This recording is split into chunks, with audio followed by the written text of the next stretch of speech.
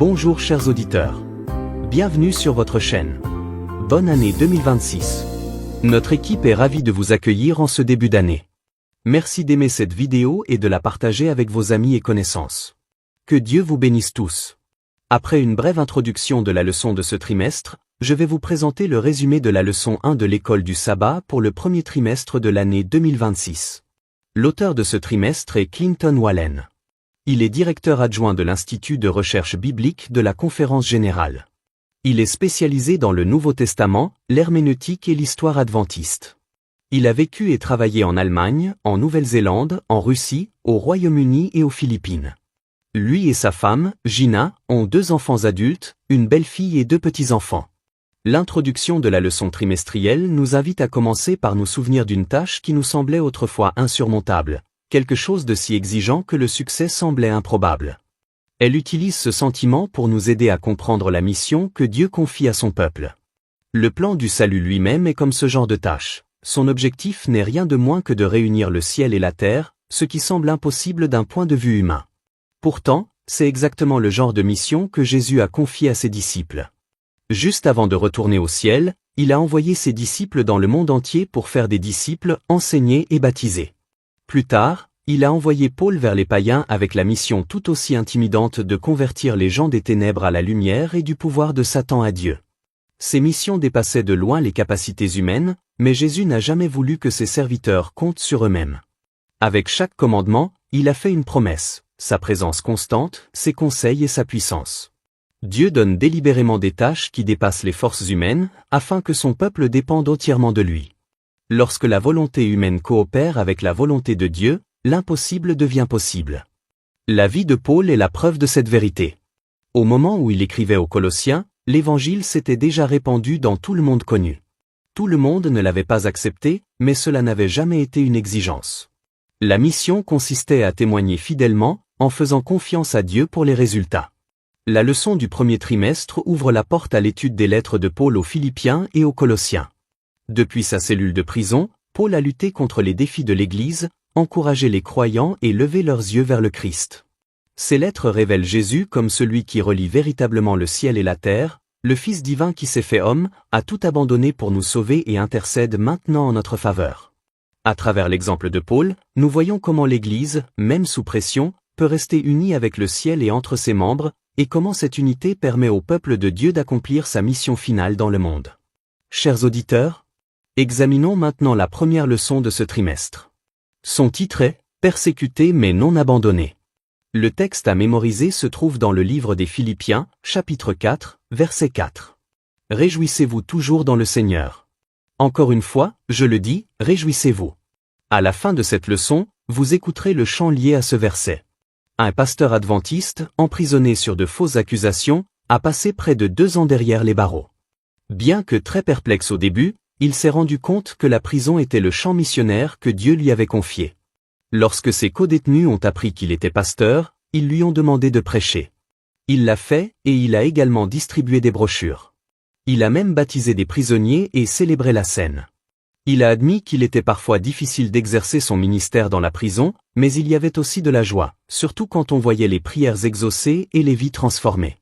Paul a écrit les épîtres aux Philippiens et aux Colossiens depuis la prison. En fait, à Philippe même, après que Paul et Silas aient été injustement accusés, le geôlier leur a mis les pieds dans les ceps. À minuit, ils priaient et chantaient des hymnes à Dieu, et les prisonniers les écoutaient.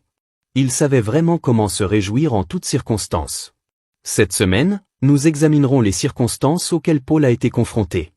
Il a vu un but plus grand dans ce qui lui était arrivé, et nous pouvons peut-être apprendre de lui lorsque nous sommes inévitablement confrontés à nos propres épreuves. Ce que les humains veulent faire pour nuire, Dieu le transforme souvent en une occasion de témoigner. Les lettres de Paul aux Philippiens et aux Colossiens ont été écrites dans de telles conditions, mais elles débordent de joie, d'encouragement et d'espoir. Cela redéfinit immédiatement la persécution, ce n'est pas une preuve d'abandon, mais souvent la preuve que Dieu continue d'agir avec puissance. Pour Paul, la souffrance n'était pas dénuée de sens, elle avait un but. Son exemple nous prépare à considérer nos propres épreuves non pas comme des détours, mais comme faisant partie de l'appel de Dieu. Leçon du dimanche. Paul, prisonnier de Jésus-Christ. La leçon du dimanche porte sur la façon dont Paul comprenait son emprisonnement. Dans Éphésiens et Philémon, il ne se qualifie pas de prisonnier de Rome, de César ou de l'injustice, mais de prisonnier de Jésus-Christ. Cela revêt une importance profonde. Paul considérait sa vie comme entièrement consacrée au Christ, de sorte que même son emprisonnement s'inscrivait dans le dessein divin. Si ces chaînes limitaient ses mouvements, elles ne limitaient pas sa mission. Depuis sa prison, Paul a écrit des lettres qui ont façonné la théologie chrétienne pendant des siècles. Des indices dans l'épître aux Philippiens suggèrent fortement qu'il était emprisonné à Rome, entouré de soldats d'élite, et qu'il a même atteint les membres de la maison de César avec l'Évangile. Au lieu de se demander pourquoi il était emprisonné, Paul s'est demandé comment Dieu pouvait être glorifié dans cette situation. Cela nous incite à nous demander comment Dieu pourrait vouloir nous utiliser dans les moments difficiles, plutôt que d'attendre que les circonstances s'améliorent avant de servir. Leçon du lundi. Paul enchaîné. La leçon du lundi explore la réalité physique et émotionnelle de la souffrance de Paul. Sa vie a été marquée par des emprisonnements répétés, des coups, de l'opposition et de l'épuisement. Dans 2 Corinthiens, Paul se décrit comme fragile, comme un vase d'argile, mais portant le trésor inestimable de l'Évangile. Ce qui le soutenait, ce n'était pas la confiance en soi, mais une profonde dépendance à la puissance de Dieu. Son attention restait fixée sur le Christ, et non sur sa faiblesse. Paul a enduré parce qu'il savait qu'il n'était jamais abandonné, même lorsqu'il était affligé, frappé ou persécuté. Il s'appuyait sur des ressources spirituelles telles que la parole de Dieu, le Saint-Esprit, la justice, la foi, la patience et l'amour. Cela nous rappelle que l'endurance n'est pas une question de dureté, mais d'abandon. Que nous soyons membres du clergé ou laïcs, nous nous recommandons comme ministres de Dieu en restant fidèles, humbles et centrés sur le Christ, même lorsque les circonstances sont injustes ou douloureuses. Leçon du mardi. Paul à Philippe. Le mardi nous ramène à Philippe, la ville où Paul a connu son premier emprisonnement en Europe. Conduit là par le Saint-Esprit, Paul a choisi cette ville romaine stratégique en raison de son influence et de sa connectivité.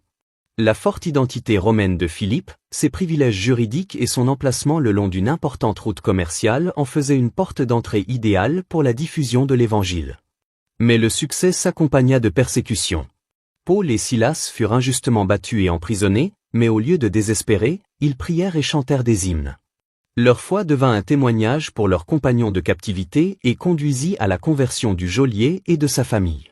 Cet épisode montre comment Dieu utilise la souffrance pour toucher des cœurs qui, autrement, resteraient insensibles. Le verset 16 du chapitre 9 des Actes nous rappelle que Paul avait été informé dès le début que la souffrance ferait partie de sa vocation. Comprendre cela nous aide à considérer les épreuves non pas comme des signes d'échec, mais comme faisant partie de l'œuvre de purification et de rédemption de Dieu dans nos vies également. Leçon du mercredi. Paul et Colosse. Le mercredi, l'attention se porte sur Colosse, une ville que Paul n'a probablement jamais visitée, mais sur laquelle il a profondément influencé. L'Évangile est arrivé à Colosse par l'intermédiaire d'Épaphras, un converti du ministère de Paul à Éphèse. Cela met en évidence l'approche stratégique de Paul, former des croyants fidèles qui transmettent ensuite le message à de nouvelles régions. Colosse était imprégné de cultes païens et de pression culturelle, ce qui rendait la fidélité difficile pour les nouveaux croyants. La lettre de Paul abordait la confusion doctrinale et encourageait la maturité spirituelle. L'histoire d'Onésime et de Philémon montre l'approche douce mais radicale de Paul face à l'injustice sociale.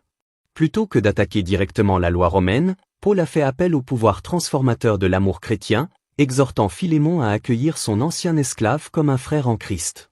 Cela révèle comment l'Évangile remodèle les relations de l'intérieur, appelant les croyants à vivre les valeurs du Christ même au sein de systèmes imparfaits. Leçon du jeudi. Les églises de Philippe et de Colosse.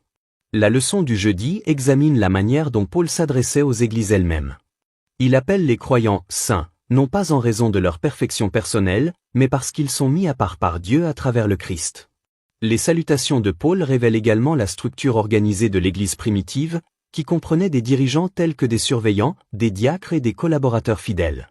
L'organisation n'était pas une invention tardive, mais une priorité biblique, renforçant à la fois la mission et l'unité.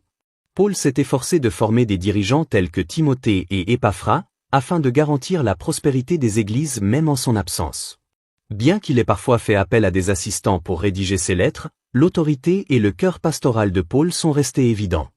Cela nous rappelle que Dieu apprécie l'ordre, la responsabilité et le partage du leadership, et que des églises fortes se construisent grâce à un mentorat intentionnel et à une coopération spirituelle. Leçon du vendredi. Réflexion complémentaire. La réflexion du vendredi rassemble tous ces éléments et s'appuie sur les écrits d'Ellen Golden White pour nous encourager. La fidélité à Dieu n'empêche pas les épreuves, mais elle garantit sa présence.